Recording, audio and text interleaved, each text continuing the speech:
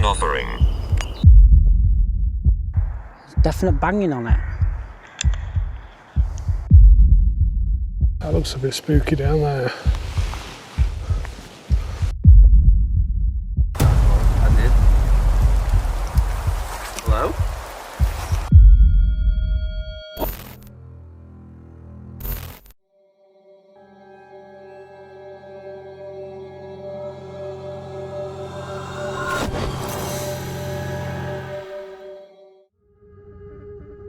The first video tonight comes from Haunted Finders, a UK-based paranormal investigation channel focused on immersive overnight explorations of allegedly haunted forests and remote woodland locations.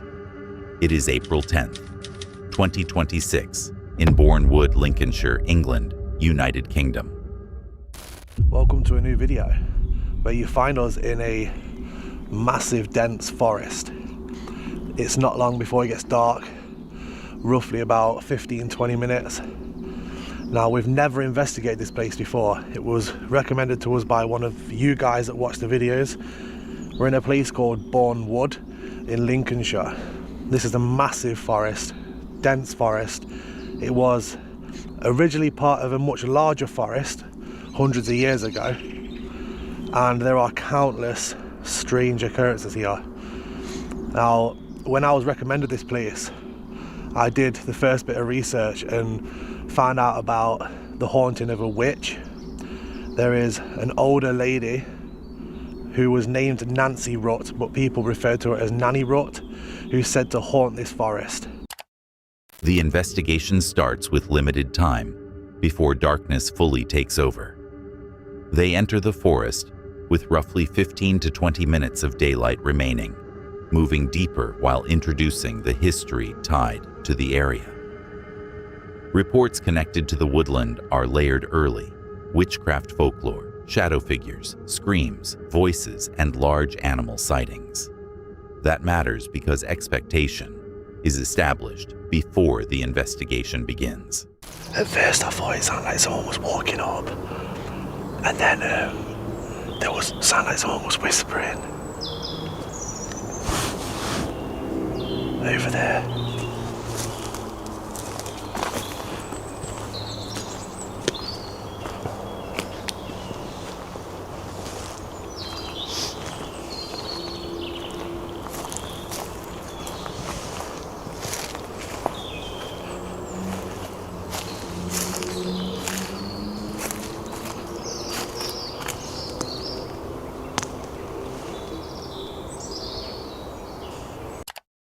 A single word comes through the communication device: cult. Brief, disconnected, and difficult to place in context. That's the key detail, because the response isn't clear enough to confirm meaning, but specific enough to hold attention. That was someone screaming. Yeah. Listen. Oh, Souls. many other souls. You know what? I feel weird in here. I'm not on. I'm going all like.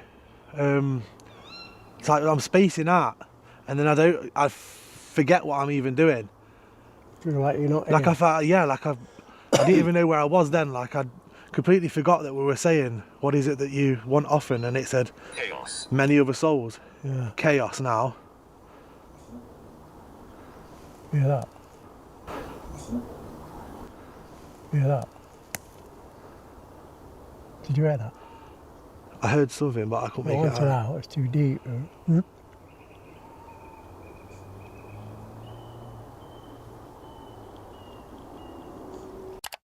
The tone shifts more aggressively. A scream-like sound is heard through the forest, followed almost immediately by a response referencing an offering. At that point, behavior changes. Questions become more cautious, and reactions become less analytical and more emotional.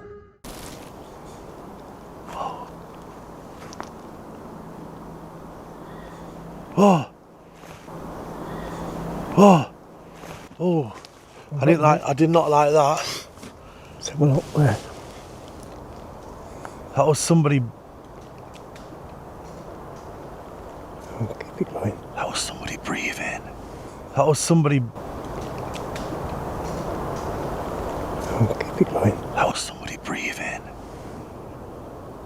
I think you Environmental awareness increases sharply. Footsteps, movement impressions, and directional sounds begin surrounding the group. Then a breath-like noise is heard directly in front of one investigator.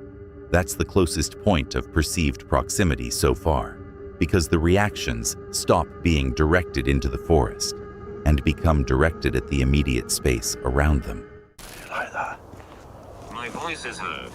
My voice is heard. no. I've just heard a child. I'm telling you, it was almost like a. I don't know. It could have been a. It sounded more like female, but it could have been a young boy. I don't know. But it was a kid. Yeah. That was music. Listen. Right? That was music. What the shit? Hello? Another unexplained sound follows later, this time resembling a short electronic jingle or notification tone somewhere deeper in the forest. It doesn't match the surrounding environment, which makes it difficult for them to place or explain in real time. In that spot? Not up there, no. Sod that. I just feel like we're being followed. I don't like it. There's somebody walking behind us in the pitch black. Where is it? They're on their own. Yeah, I can see him. Let me see if I can catch it on the camera. He's up there.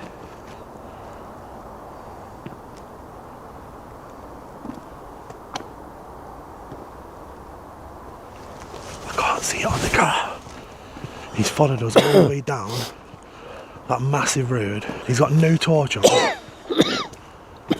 Literally in the pitch black on his own. The final escalation happens while leaving. A lone figure is spotted moving through the darkness behind them. No torch, no clear identity, just movement tracking along the same route through the trees. That changes the exit completely, because once another presence is visually introduced into an already isolated environment, every earlier sound becomes harder to dismiss. This one builds through accumulation rather than a single event. Audio anomalies, then direct responses, then confusion, then perceived proximity, then visual uncertainty during the exit. Nothing is held long enough to fully confirm. Even the figure in the forest remains too distant and dark to identify clearly. But the investigation changes because of repetition. Each incident adds pressure without resolving the previous one. And by the end, the focus is no longer on proving paranormal activity. It's on how quickly the environment becomes difficult to interpret, once isolation, darkness, and expectation all begin overlapping at the same time. Before we move on, if you're enjoying the video so far, leaving a like really helps. And if you haven't subscribed yet, now's a good time. We recently passed 50,000 subscribers, and that's entirely because of you. The next target is 100,000 before the end of the year. Ambitious, but worth aiming for. There's a hidden word somewhere in this video. See if you can spot it. Now, let's continue. The next horrifying video comes from Rick's Paranormal Adventures, a UK-based solo paranormal investigation channel focused on immersive woodland explorations and overnight spirit communication sessions in reportedly haunted locations. It is April 28, 2026 in Blaywoods, Bradford. Rick moves deeper into the woodland alone, setting up equipment as daylight continues fading. Very early on, behavior changes. He repeatedly stops, scans the trees, and references feeling watched before any clear event occurs. That matters, because tension is established through reaction rather than evidence. The environment itself stays quiet, but his awareness level increases almost immediately. Hello? Fucking hell, I'm not joking, the atmosphere here is awful. Genuinely, I'm genuinely terrified. Mouth's gone all dry. Is there any spirits with me? Fuck off. It's coming from... During spirit box attempts, the atmosphere becomes harder for him to control. He reacts to sounds coming from different directions around the woods, repeatedly stopping mid-session to listen. Nothing is isolated clearly. But his responses become more frantic and less structured as the session continues. Proper sense of not being alone. Hello?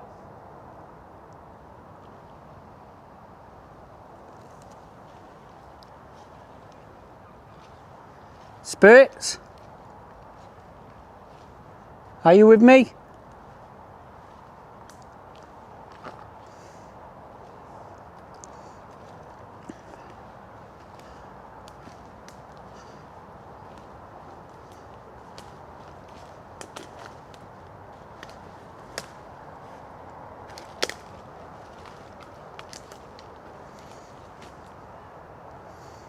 I'm not joking, guys, this is eerie. So eerie.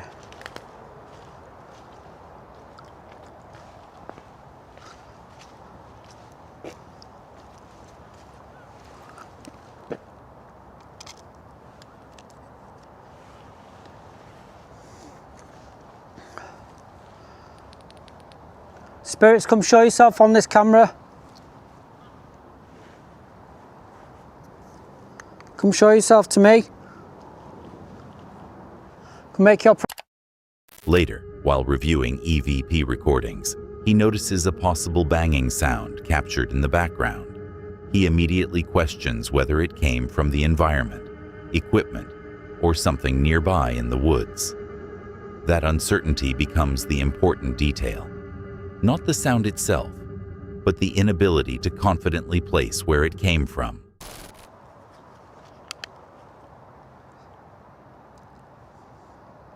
So any spirits with me today? Can you come and show yourself by knocking this light to red? Thank you, spirit.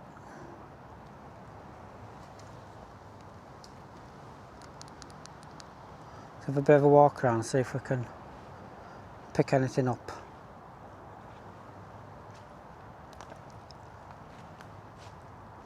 Spirits, come show yourself on my device.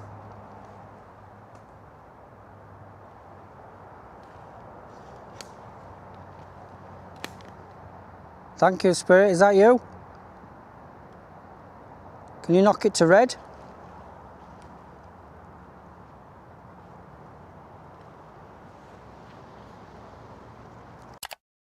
A sudden loud noise breaks the silence deeper in the woodland. He immediately turns to investigate while trying to manage both cameras at once.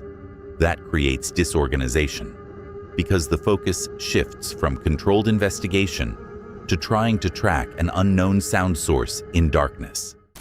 I have to use both though, because this one's picking up my microphone. So there is definitely hearing things. Let's go for a walk in these woods and we'll see if anything shows up. A bit of editing to do on these, I think. Hello?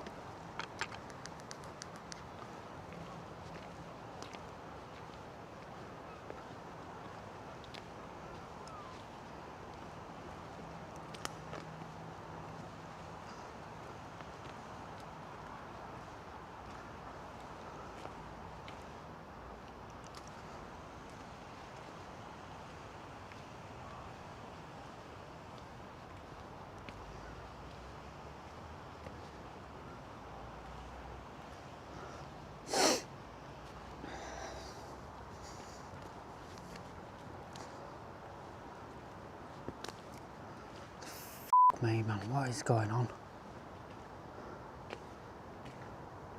I'm hearing all sorts. I think I'm just on edge.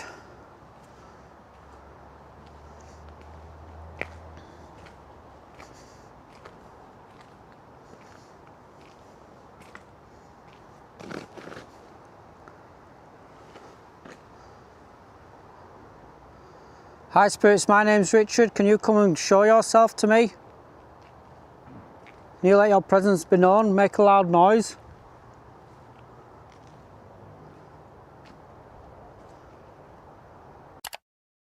The spirit communication app begins producing fragmented phrases, including watch out and battle here.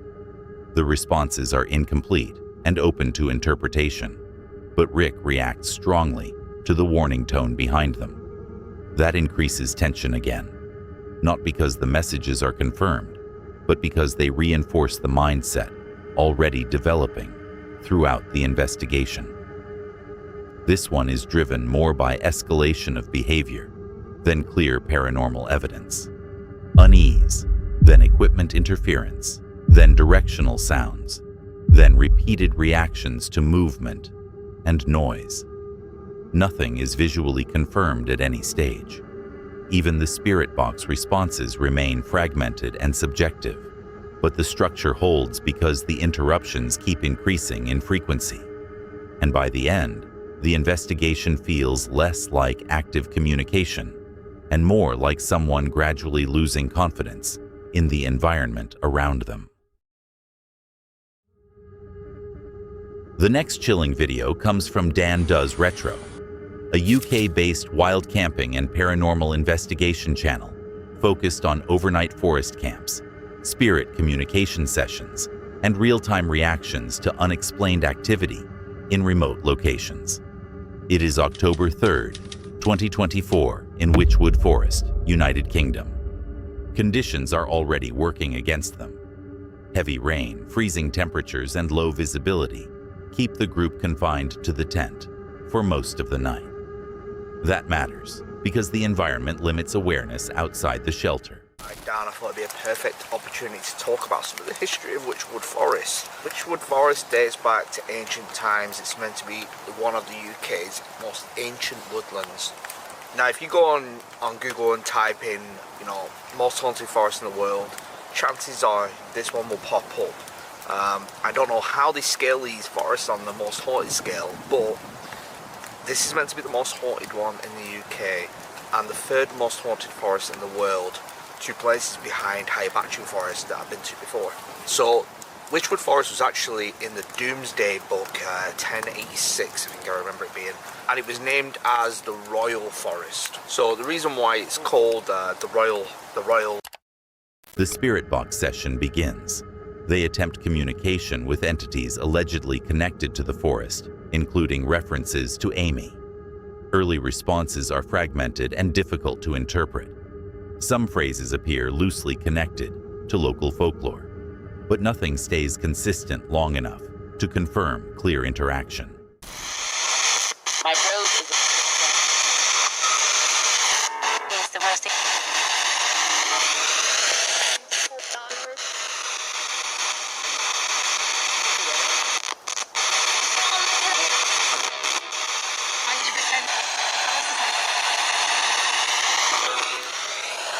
Before I heard it said the horse is here, and there's a legend of a horse with pulling a coach, right, that goes through here, and there's 2 sobbing children in the back of it. Maybe ask on that.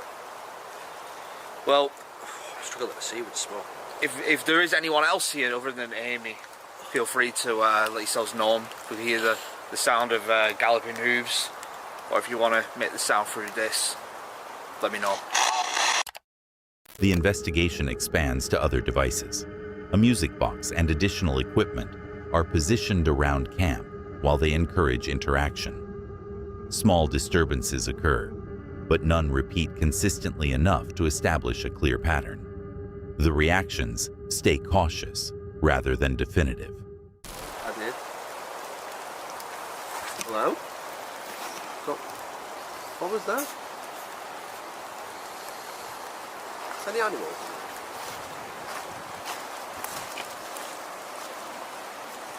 Is that you? Are you near the REM pod or the music box? Bro, no, listen to me. That sounded like a laugh. Yeah, well, I thought. It sounded like someone sniggering. Like taking the mick out of us. Yeah. Do you like it that we're stuck in the rain? And I swear to God, the audio has to have The audio has to pick that up. Has to have. It literally sound. You can play it back. Fucking hell. I thought I saw a shadow up there then on that, on that, the line of the hill. It's like it was laughing, something was laughing at us because of the rain. Because we're getting wet, our fire's dying out, and it's probably having a right good laugh at us. If you think it's funny that we're out in the rain. Then the tone shifts. A distant female-like laugh or snigger is heard somewhere beyond the campsite. Both react immediately and stop speaking. That moment stands out because the sound cuts through the background noise clearly enough to interrupt the investigation itself. I swear to God, the audio has to pick that up. Has to have. It literally sound. You can play it back. Fucking hell. I thought I saw a shadow up there then on that, on that, the line of the hill. It's like it was laughing, something was laughing at us because of the rain. Because we're getting wet, our fire's dying out, and it's probably having a right good laugh at us. If you think it's funny that we're out in the rain, make yourself known. I heard it. I heard it. I hope to God it picked up on the audio. It sounded like someone went, ha ha ha ha. Yeah. Like a mischievous. But it sounded like a woman. Yeah, it did. Amy? Was that you? Another disturbance follows shortly after, this time resembling either a scream-like sound or movement deeper within the forest. A possible light or visual shift is also noticed briefly, but conditions prevent any clear identification. This one is shaped more by environment than evidence. Rain, limited visibility, constant ambient noise, then brief interruptions cutting through it. Nothing is sustained long enough to confirm paranormal activity directly. Even the clearest moments remain open to interpretation because of the weather conditions surrounding them. But the structure still works because the atmosphere keeps narrowing focus toward isolated sounds and reactions. And by the end, the investigation feels less like a search for evidence and more like trying to interpret brief moments inside an environment that never becomes fully readable. The next shocking video of the night comes from The Witch in the Woods, a UK-based historical woodland exploration channel focused on immersive solo walks through ancient forests, folklore sites, and historically significant locations. It is September 21st, 2020, in Sherwood Forest, Nottinghamshire, England, United Kingdom. The exploration shifts once the paths begin narrowing. Clear routes give way to uneven woodland tracks, dense tree cover, and multiple directions that stop matching the map references she's using. That's the first change, because the investigation moves away from navigation by trail and into navigation by interpretation. I might go and sit on the log over there, it's far too exposed to them.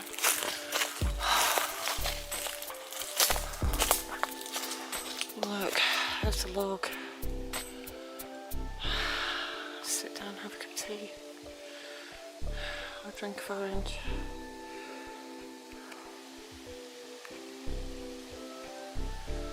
That kind of looks hilly, but I don't think that's the right place.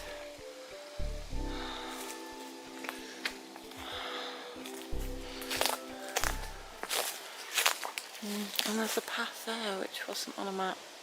Makes me wonder if I'm in the right place. Sit down, I'm on top of a hill. There's a little path leading up. It's not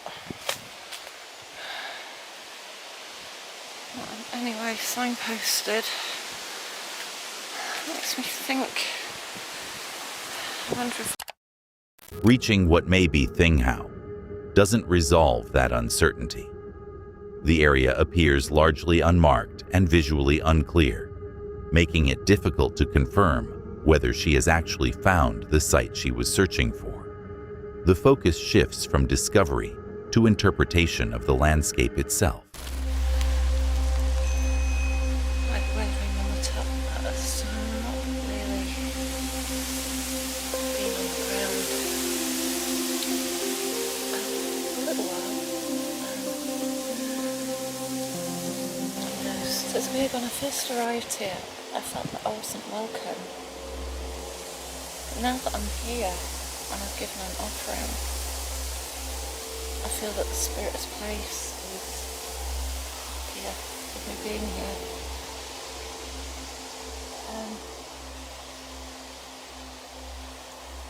I've just read a little about the information, and it's been a meeting place for thousands of years.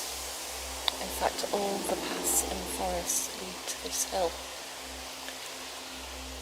And I'm not entirely sure, I'm not entirely convinced that it's not a burial mound. They know nothing about this place, they've never excavated it. As it says, the secrets are undiscovered. I feel that a spirit presence is there. It makes While sitting quietly on the mound, she reflects on the possibility of structures or chambers once existing beneath the ground. The discussion becomes more conceptual here, imagining how gatherings or assemblies may have been organized around the location historically. I feel like you're being watched here. Anybody could be watching you from the trees, and any movement makes you feel a bit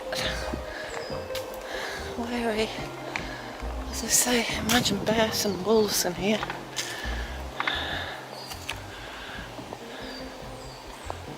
Much back. You walk around so complacently.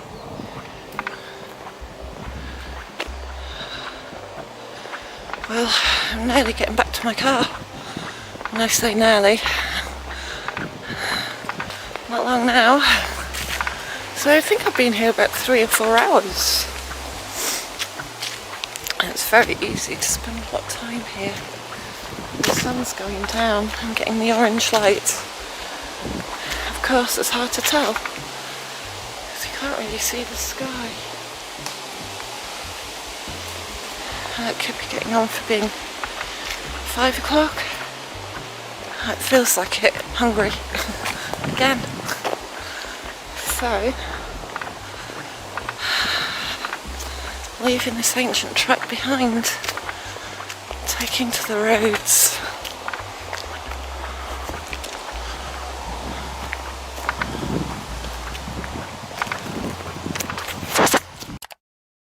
Approaching the edge of the woodland, that feeling briefly intensifies again. The reaction is short, but enough to change the final tone of the exploration before leaving the area. This one is driven almost entirely by environment and perception. Unclear paths, loss of orientation, historical context, then gradual psychological tension inside the forest itself. Nothing paranormal is confirmed. No voices, figures, or direct events occur. But the structure still works because the forest slowly becomes harder to interpret the deeper she moves into it. And by the end, the tension comes less from what is in the woods and more from how easily the environment itself creates uncertainty, once direction, isolation, and history begin overlapping together. The next video comes from Sam Walks a Lot, a UK-based walking and exploration channel focused on countryside adventures, historical locations, and light paranormal storytelling. It is September 30th, 2024, in Witchwood Forest, Oxfordshire, England, United Kingdom. Sam and her companion move deeper into Witchwood Forest while discussing its history as a former royal hunting ground. The exploration starts grounded, focused on terrain, earthworks, and possible historical remains. But the tone gradually shifts as they approach Devil's Pool Bottom, an area repeatedly tied to folklore, ley lines, and local superstition. That matters because expectation begins building before any unusual activity occurs. Look at this. It's moving by itself. Seriously?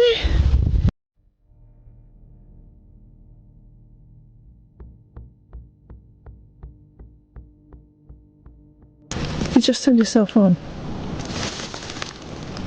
Is he recording? He's recording. They begin testing dowsing rods while discussing possible ley lines through the forest. The rods repeatedly turn toward the same hill, despite attempts to steady them. Nothing external changes visually, but the consistency of the direction becomes the focus. Because once movement repeats in the same way multiple times, attention shifts from coincidence to pattern. With the departed ghost of his belated wife. According to the legends, Amy appeared in front of him to tell him of their imminent reunion in the afterlife, and that was only 10 days before his death. The Earl fell ill. A quiet voice-like sound is then heard close by. They believe it says, "It's okay." Both react immediately, stopping to listen and reassess the area around them. The moment stands out because the sound appears short, direct, and isolated from the surrounding woodland noise. Continues to be a place of mystery. Visitors to Witchwood Forest have reported being touched by a ghostly presence. Now, I've experienced that when I was in Groveley Woods a few months ago, and just back there, when we were looking for a path. With a path that didn't exist, didn't it? After the voice, behavior changes noticeably. They describe feeling like something is still nearby while continuing through the forest. There are also references to confusion while navigating and sensations resembling physical touch. Nothing visual is confirmed, but awareness stays elevated for the remainder of the walk. This one stays relatively subtle throughout. Historical context, then equipment movement, then directional patterns, then a brief, voice-like sound. Nothing escalates into a major event, and most of the investigation remains calm and conversational. But the structure works because each incident builds slightly on the previous one, without fully resolving it. Before we get into the next clip, around 70% of people watching aren't subscribed. We're working toward 100,000 subscribers by the end of the year. And if you're enjoying the video, hitting subscribe really does help. Alright, let's get back to it. The last video of the night comes from Steve Pike, a UK-based woodland photographer and outdoor creator focused on immersive forest walks, landscape photography, and atmospheric environmental storytelling inside dense woodland locations. It is September 12th, 2020 in Sherwood Forest, United Kingdom. The walk begins calmly. Steve moves through older sections of Sherwood Forest while discussing photography, tree composition, and seasonal changes beginning to affect the woodland. At this stage, the environment feels open and readable. Natural forest sound remains consistent, and the focus stays entirely on navigation and photography rather than tension. Just got down to that crossroads and it started to rain. So I looked over my shoulder and I saw a trail I've never seen before. Well, it's an invitation, isn't it? I saw a squiggly old oak down here as well. So, I think I've got a spider. I might have to derobe in a minute. Don't worry, I shan't leave the camera in. That looks a bit spooky down there. Let's go have a look then. Oh, very dark. I wonder why that's so enclosed. Let me know if you ever do this. See a dark, spooky trail off deep in a woodland somewhere, and just Then the atmosphere changes completely. Bird activity abruptly stops, leaving the forest almost silent. That stands out because the contrast is immediate. The earlier ambient woodland noise disappears fast enough to feel noticeable rather than gradual. little crab apple maybe. I shan't be nibbling on them today. Ooh. I think something's moving around up there.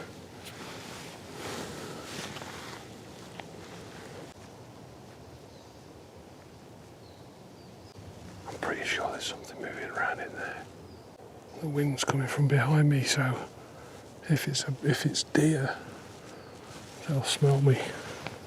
Not that I'm pungent, you understand, just my aftershave. Oh wow. He cautiously approaches the edge of the tree line to investigate further. Broken branches and compressed ground suggest recent activity, most likely wildlife. He considers deer as the most likely explanation, but the density of the woodland prevents any clear visual confirmation.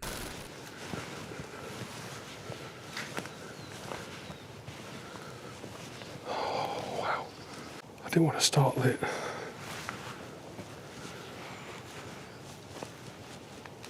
It's headed right deep into the, it's like a cross between silver birch and pine. Today can do what it likes. After I see a deer, I'm like, that's me done. Stick a fork in me, you know. This is their territory. I mean, you can see how broken the sticks get. Stuff like this. I'm not saying that deer have been chewing on it, but something's rubbed up against that stick. And then there's a lot of broken ground here. You can see how it's been compressed in places. They could have been sleeping here or anything. It's way too dense in there for me to make them out, I think. If I wasn't going to upset them, I'd go marching in, you know, but I don't want to upset them. God, I'm sure you've seen enough of my chops by now. Okay, let's leave them in peace. That's where the trail led, to another lovely trail. As much as I want to go down there right now, if I do, it might distract me from today's mission. So I'm going to go back. We were brave enough to come into the darkness. We were brave enough to come and see what the sound was. We've not been gobbled up by a monster yet. So the moral of the story is, kids, don't be afraid of it. Sometimes the best experiences come by pushing yourself forward that little bit further until you get uncomfortable. Oh, it's raining again. Oh, I've just been debunked, because now I feel like I should push myself forward even though I'm going to get uncomfortable. Some showers can soak you through, can't they? Make your day uncomfy. See you later, buddy. Okay, no more waffle. He disengages from the darker woodland and returns to the original photography route. That resets the tone of the walk almost immediately, moving focus back toward landscape composition rather than tracking movement in the forest. This one is built entirely around environmental change. Open woodland, then narrowing paths, then silence, then movement without confirmation. Nothing paranormal is suggested directly, and Steve consistently leans toward wildlife as the likely explanation. But the structure works because the forest gradually becomes harder to interpret the deeper he moves into it. We appreciate you for watching. If these creepy encounters gave you chills, hit that like button and subscribe so you don't miss the next drop. There's always another mystery waiting just around the corner.